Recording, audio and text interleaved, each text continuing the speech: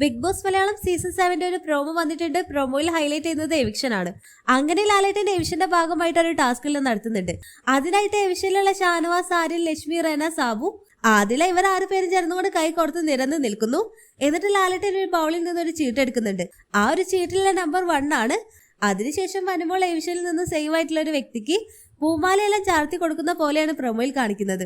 അങ്ങനെ ഒടുക്കം ആകെ ഷോക്കായിട്ട് നൂറയെല്ലാം വാ പൊത്തിക്കൊണ്ട് അകത്തേക്ക് പോകുന്നുണ്ട്.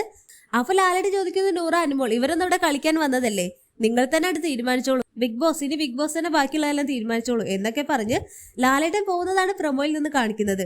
എവിഷൻ നടക്കുന്ന സമയത്ത് നൂറയുടെ അനുവിന്റെ ഭാഗത്ത് നിന്ന് എന്തോ ഒരു സംഭവം ഉണ്ടായിട്ടുണ്ട്, ബാക്കി നിങ്ങൾ തീരുമാനിച്ചോളൂ എന്ന് ലാലേട്ടൻ പറയണമെങ്കിൽ ഒന്നെങ്കിൽ ഓരോരുത്തരെ സേവ് ആക്കുമ്പോൾ ഇവര് പോകുമെന്ന് വിചാരിച്ചവരെല്ലാം സേവ് ആയിട്ടുണ്ടാകും, അല്ലെങ്കിൽ എവിഷൻ ഒരു അൺഫെയർ എവിഷനായിട്ട് തോന്നിയിട്ട് ഇവര് വല്ലതും പറഞ്ഞോ എന്നും അറിയില്ല.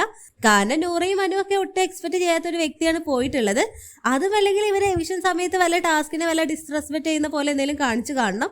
എന്തായാലും ഒടുക്ക എവിഷൻ നടക്കുന്നതിന് ഇടയിലാണ് ലാലേട്ടൻ ഇനി ബിഗ് ബോസോ അല്ലെങ്കിൽ മത്സരാർത്ഥികളോ അങ്ങോട്ട് തീരുമാനിച്ചോളൂ എന്നെല്ലാം പറഞ്ഞുകൊണ്ട് കട്ടക്കലിപ്പിൽ പോകുന്ന ലാലേട്ടനെ കാണിച്ചുകൊണ്ടാണ് ഈ ഒരു പ്രൊമോ അവസാനിക്കുന്നത്. എന്തായാലും ഇതിന്റെ കൂടുതൽ അപ്ഡേറ്റുകളെല്ലാം നമുക്ക് ഇന്ന് എപ്പിസോഡിലൂടെ തന്നെ കണ്ടറിയാം.